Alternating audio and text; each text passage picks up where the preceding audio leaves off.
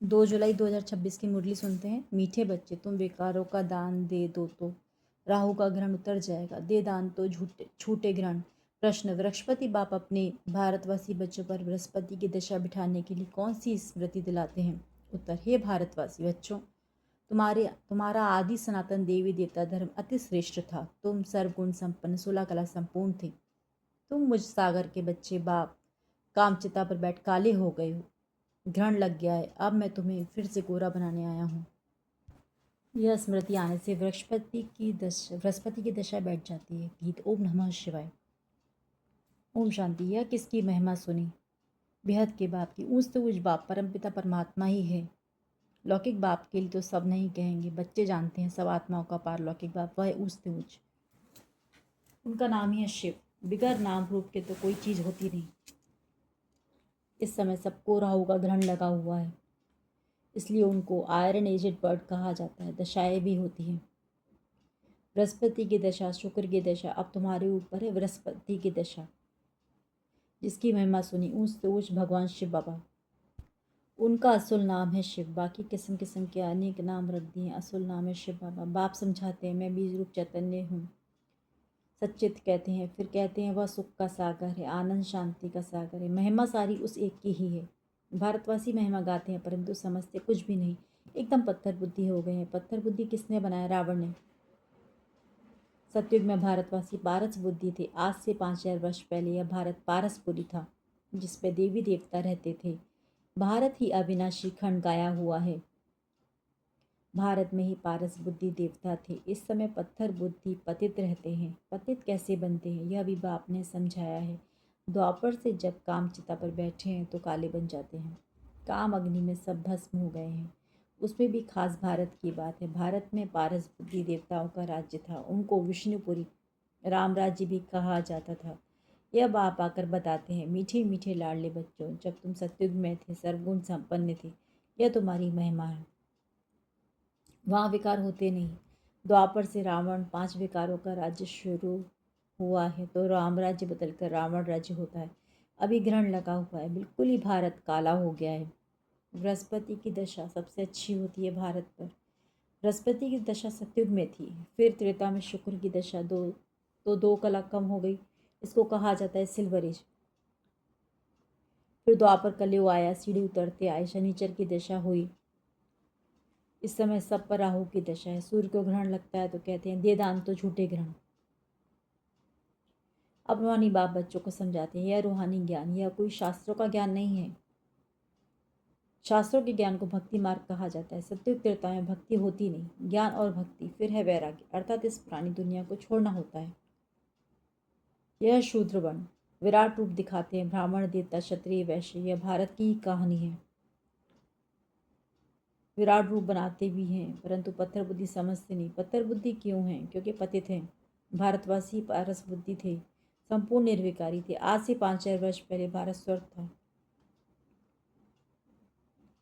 और कोई खंड नहीं था। यह बाप समझाते हैं। यह राज्य कौन सिखाते हैं? शिवाचार्य। यह है ज्ञान का सागर। कोई मनुष्य को ज्ञान का सागर, सर्व का पतित पावन नहीं कह सकते। सर्व का लिबरेटर एक ही बाप है। बाप खुद ही आते हैं दुख में रावण से लिबरेट करने, फिर गाइड बन ले जाते हैं। उनको रूहानी पंडा कहा जाता है। बाप कहते हैं, मैं तुम सर्व आत्माओं का पंडा हूँ, सबको वापस ले जाऊंगा। मेरे जैसा गाइड कोई होता नहीं। कहते भी हैं God father is liberator, guide blissful. सबके ऊपर रहम करते हैं, क्योंकि सब सागर के बच्चे काम चिता पर बैठ जल मरे हैं। उसमें भी खास भारत की बात है। बाप कहते हैं, तुम 16 कला संपूर्ण निर्विकारी थे, अब काम चिता पर बैठ तुम क्या बन गए हो। अब फिर बाप आए हैं। बृहस्पति बाप आकर मनुष्य माथे पर बृहस्पति की दशा बिठाते हैं। खास भारत आम विश्व पर इस समय राहु का ग्रहण लगा हुआ है। बाप कहते हैं, मैं ही आकर भारत की खास दुनिया की आम गति सदगति करता हूँ। तुम यहाँ आई हो पारस बुद्धि बनने। मोस्ट विलवेट बाप हुआ है। मोस्ट विलवेट बाप हुआ। सब आशिकों का माशूक एक है। सब निश्चल में लिंग जरूर बनाते हैं, क्योंकि सबका बाप है ना। शिव के मंदिर भारत में बहुत हैं, जिसको शिवालय कहते हैं। रहने का स्थान सतयुग में है। देवी देवता धर्म के मनुष्य, परंतु वह धर्म कब था, उन्हों का राज्य कब था, यह पता नहीं है। सत्युग की आयु लंबी लिखती है और बाप बैठ समझाते हैं तुम्हारे ऊपर से अब बृहस्पति की दशा बैठ रही है 21 जन्मों के लिए। वृक्षपति है ज्ञान का सागर पतित पावन, जिसको सब पुकारते हैं तो माता पिता हम बालक तेरे सब उनकी महिमा करते हैं। बरोबर सत्युग त्रेता में सुख घनेरे थे। सबके बाप हेवनली गॉड फादर है स्वर्ग का रचित, तो जरूर हम भी स्वर्ग में होने चाहिए। बाप समझाते हैं तुम सब स्वर्गवासी थे, अब नरकवासी बने हो। भारत का ही आदि सनातन देवी देवता धर्म है।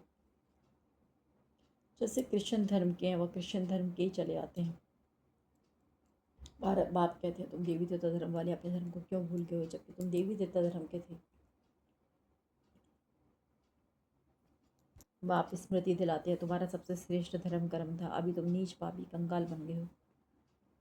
तुम हो ही देवताओं के पुजारी, फिर अपने को हिंदू क्यों कहलाते हो। भारत का यह हाल हो गया है। जो देवता धर्म के हैं वह भिखारी बनने के कारण अपने को देवता कहलाते नहीं। बाप कहते हैं अभी इस पतित दुनिया का अंत है, महाभारत लड़ाई भी खड़ी है। भगवान उवाच हम तुमको सतयुग के लिए राजयुग सिखाता हूँ, भगवान तो एक ही है, हम उनके बच्चे सालिग्राम में। बाप कहते हैं तुम जो पूज्य थे वही पुजारी भगत बन गए हो, अब फिर ज्ञान लेते हैं तो पूज्य देवता बनने के लिए, फिर द्वापर से पूज्य सो पुजारी बन जाएंगे। तुम पूरे 84 जन्म लेते हो, जिन्होंने 84 जन्म लिए वही आकर ब्रह्मा कुमार कुमारी बनेंगे। ब्रह्मा द्वारा आदि सनातन धर्म की स्थापना यह भी गाया हुआ है। प्रजापिता है तो बहुत बच्चे भी होंगे, तो वह तो जरूर यहाँ ही चाहिए, कितनी ढेर प्रजाएं। इन ब्राह्मणों को ही फिर देवता बनना है। बाप आकर शूद्र से बदल ब्राह्मण धर्म की स्थापना करते हैं। संगम युग पर आदि सनातन देवी देवता धर्म की स्थापना होती है। यह कल्याणकारी संगम युग, इस लड़ाई को ही कल्याणकारी कहा जाता है। इस विनाश के बाद ही फिर स्वर्ग के गेट खुलते हैं। तुम यहाँ आए हो स्वर्गवासी बनने व विष्णुपुरी में चलने के लिए। तुम बच्चों पर अब अविनाशी बृहस्पति की दशा है। 16 कला संपूर्ण कहा जाता है, फिर 2 कला कम होती है तो शुक्र की दशा कहा जाता है। सतयुग में बृहस्पति की दशा, फिर त्रेता में शुक्र की दशा, फिर नीचे गिरते आए हो मंगल की, शनिचरी की, राहु की दशा भी होती। जन्म जन्मांतर उल्टी दशाएं फिरती आई। अब बाप द्वारा बृहस्पति की दशा बैठी है। यह है कि बेहद का बाप, ज्ञान का सागर पतित पावन, वही तुम्हारा बाप भी है, शिक्षक भी है, सदगुरु भी है। बाकी सब झूठे किसकी सदगति नहीं कर नहीं सकते। इसको कहा जाता है विशेष वर्ड। यह है 22 वर्ड। अब विशेष वर्ड में सभी बहुत दुखी हैं। लड़ाई मारा मारी क्या क्या हो रहा है। इसको कहा जाता है खून नाग, बिगर कोई कसूर के क्या क्या करते रहते हैं। एक ही बाम ऐसा गिराएंगे जो झट सारे खलास हो जाएंगे। यह वही महासंगम युग का समय, तुम देवताओं के लिए फिर नई दुनिया चाहिए। तो बाप कहते हैं मीठे मीठे बच्चे मन बना भैया। कौन से बाप ने कहा शिव बाबा ने, वह तो है निराकार। निराकार तो तुम भी हो, परंतु तुम पुनर्जन्म में आते हो, मैं नहीं आता हूँ। इस समय सब पतित हैं, एक भी पावन नहीं है। पतित बनना ही है, सतो रजतमों में उतरना पड़े। इस समय सारा झाड़ जड़ अवस्था को पाया हुआ है। दुनिया बिल्कुल पुरानी हो गई है, अब फिर से उनको नया बनाना पड़े। पतित दुनिया में देखो मनुष्य कितने हैं, पावन दुनिया में बहुत थोड़े राज्य करते हैं। एक ही धर्म था और कोई धर्म नहीं था। भारत को ही हेवन कहा जाता है, गाया जाता है। घट में ही सूर्य, घट में ही चंद्रमा। सतयुग में 9 लाख होंगे, पीछे फिर वृद्धि होती है। पहले बहुत छोटा फूलों का झाड़ होता है, कांटों का कितना बड़ा फॉरेस्ट है। दिल्ली में मुगल गार्डन देखो कितना अच्छा है, उससे बड़ा कोई गार्डन नहीं। फॉरेस्ट देखो कितना बड़ा होता है। सतयुगी गार्डन भी बहुत छोटा है, फिर वृद्धि को पाते पाते बड़ा होता जाता है। अभी तो कांटों का जंगल हो गया। रावण के आने से कांटे बन जाते हैं। यह कांटों का जंगल, आपस में लड़ते हैं, एक दो को मारते हैं। कितना क्रोध है, वो अंदर से भी बदतर कहा जाता है। तो बाप कहते हैं मेरे लाडले बच्चे, तुम्हारे ऊपर अभी बृहस्पति की दशा है। अब्देदान तो छूटे ग्रहण, संपूर्ण निर्विकारी अब यहाँ बनना है। फिर यह शरीर छोड़ जाकर शिवालय में जाएंगे। शिवालय में बहुत सुख होता है, देवी देवताओं का राज्य है। सत्य को कहा जाता है शिवालय, कलयुग को कहा जाता है वैशाली। यह वैशाली रावण ने स्थापन किया। बाप कहते हैं पति से पावन बनना है, कैसे बनेंगे। क्या त्रिवेणी में गंगा में स्नान करने से पावन बन जाएंगे, या तो जन्म जन्मांतर करते आए हैं। करोड़ों मनुष्य जाकर स्नान करते हैं। बहुत नदियाँ नाले तालाब आदि हैं, जहाँ पानी देखते हैं जाकर स्नान करते हैं, क्योंकि अपने को पति समझते हैं। अब पारसनाथ तुम्हारी पारस बुद्धि बना रहे हैं, तो ऐसे पारसनाथ बाप को कितना प्यार से याद करना चाहिए। अच्छा मीठे मीठे सिख लदे बच्चों प्रति माता पिता बाप दादा का याद प्यार गुड मॉर्निंग। रूहानी बाप की रूहानी बच्चों को नमस्ते। हम रूहानी बच्चों की रूहानी बाप दादा को याद प्यार गुड मॉर्निंग और नमस्ते। सदा रहेंगे, हंसते बन जाएंगे फरिश्ते। धारणा के लिए मुख्य सार।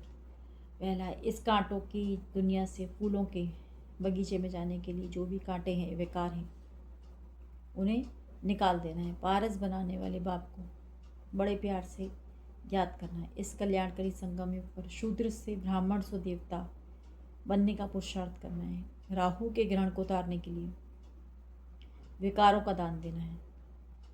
वरदान है, संगम युग पर हर कर्म कला के रूप में करने वाले 16 कला संपन्न भव। संगम युग पर हर कर्म कला के रूप में करने वाले 16 कला संपन्न भव। संगम युग विशेष कर्म रूपी कला दिखाने का युग है। जिनका हर कर्म कला के रूप में होता है, उनके हर कर्म व गुणों का गायन होता है।